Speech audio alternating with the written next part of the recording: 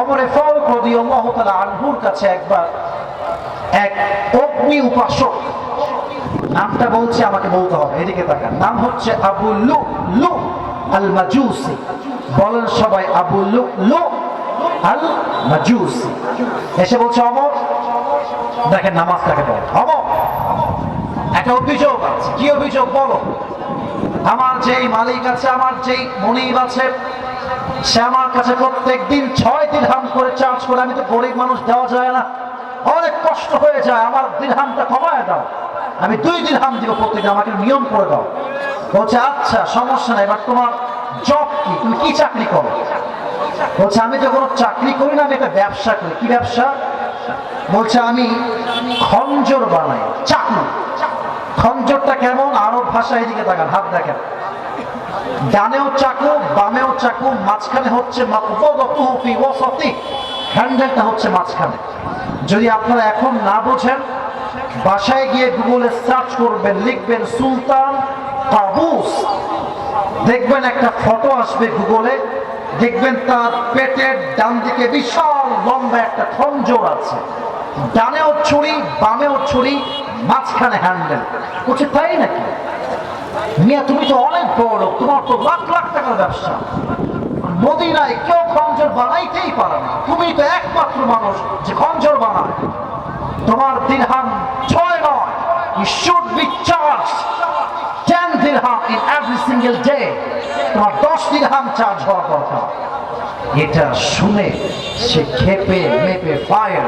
হ্যাঁ, সবাই যেহেতু মুসলমান, তাই তুমি সবার বেলায় নরম, আর আমার বেলায় তুমি হচ্ছে গরম, তাই না?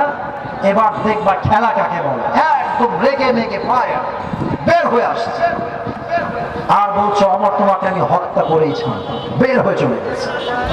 সারা রাত মিলে, মুরব্বীরা এদিকে তাকান, যুবকেরা এদিকে, সারা রাত মিলে ওমরে ফারুককে হত্যা করবার জন্য বিশাল লম্বা একটা খঞ্জর বানিয়েছে। খঞ্জর বানিয়ে কি করেছে? এদিকে তাকান, আমি একটু টিস্যু নেই। আচ্ছা আমাদের মায়েরা বোনরা নিকাব পড়ে না? আমার মা তো পড়ে, আপনার মা পড়ে না? যুবক ভাড়া পড়ে না? দেখবেন নিকাব পরে যখন এদিকে থাকে, লুক এট মাই ফেস, এই নিকাবের পার্ট দেখবেন এখান থেকে নিয়ে এই পর্যন্ত পুরোটা ঢাকা থাকে, রাইট? বলো ঠিক আছে যুবক ভাইরা আমার? আচ্ছা এখন দেখেন সে কি করেছে, সে তো মুনাফিক।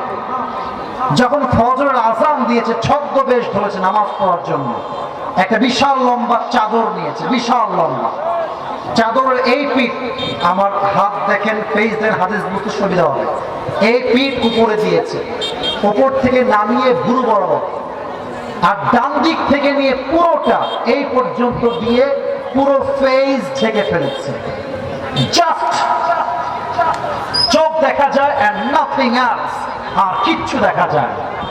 আযান যখন দিয়েছে, মুনাফিকের রূপে ছদ্মবেশে ওমরের পেছনে নামাজ পড়বার জন্য সে আসছে, মুনাফিকের রূপে। ওমরে ফারুক এসে আল্লাহু আকবার দিয়ে হাত বেঁধেছে। এবার আপনাকে আমার পেট দেখতে হবে, আমি মাপ চাচ্ছি বারবার এতটা আকর্ষণ করার জন্য, বাট না দেখলে হাদিসের মর্মার্থ বুঝবেন না। কেউ আমার চেহারা থেকে পেট দেখে, এই যে আল্লাহু আকবার দিয়ে হাত বেঁধেছে।